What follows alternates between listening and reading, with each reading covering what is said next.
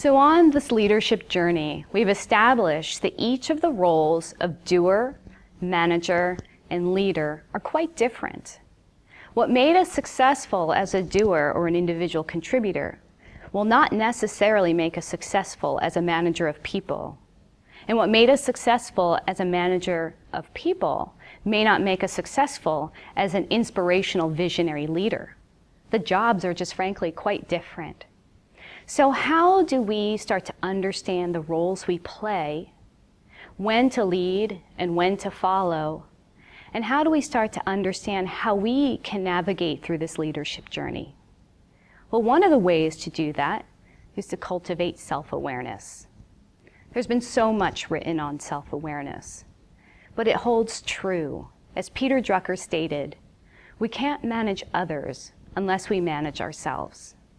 It is so critical that we go inward sometimes and start to understand ourselves, our values, our mission statement, who we are and what we stand for, so that we can start to see others more clearly, with compassion, with empathy, and with listening.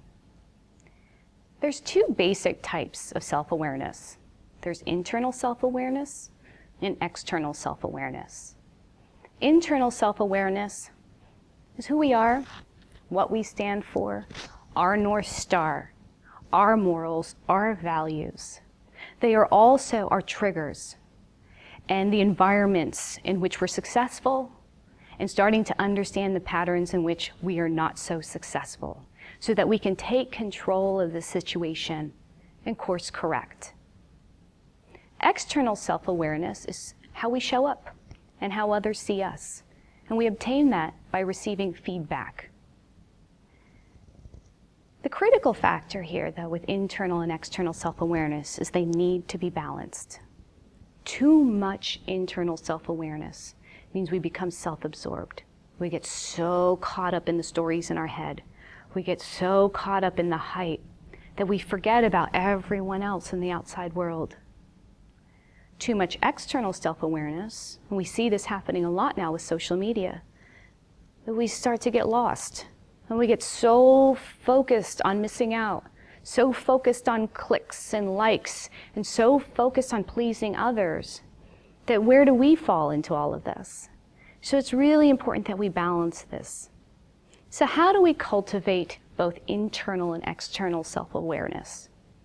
With internal self-awareness, it's meditation, going inward, finding a few minutes every day, and asking yourself, how am I doing today? Perhaps identifying those things that you're grateful for, or perhaps it's setting an intention for the day. It's also journaling and writing things down. And we're not talking pages and pages, maybe it's just a few words, but this consistent reflection will allow you to see patterns, allow you to see yourself more clearly. So again, you can course correct your behavior and how you react to those things in your world. External self-awareness is really cultivated by feedback and creating a 360-degree view of yourself. And one way to do that is to establish your own board of directors or your own kitchen cabinet. These are individuals who have your best interest at heart. These are individuals who can provide a multi-view of your behaviors and how you're showing up. One of these individuals could be team members. They can attest to how well of a teammate you are. Another individual or individuals could be those that you're providing direction to, perhaps a direct report, a subordinate, somebody who can attest to your management style or your leadership skills. And then the third person or persons would be your bosses or former bosses, parents, someone who can attest to how you receive feedback, how you are using that feedback to develop yourself or not. This board of directors will change over time.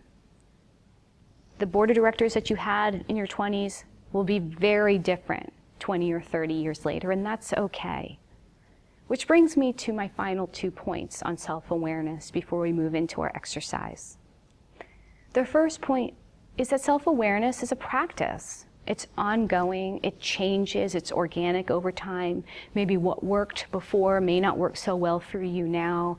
Maybe you just lost touch with the journaling or the meditating for a period of time. Things were just too busy. That is okay. Because part of self-awareness is developing your own self-compassion and non-judgment, cutting yourself some slack. Because in so doing, you will show and demonstrate self-compassion for others.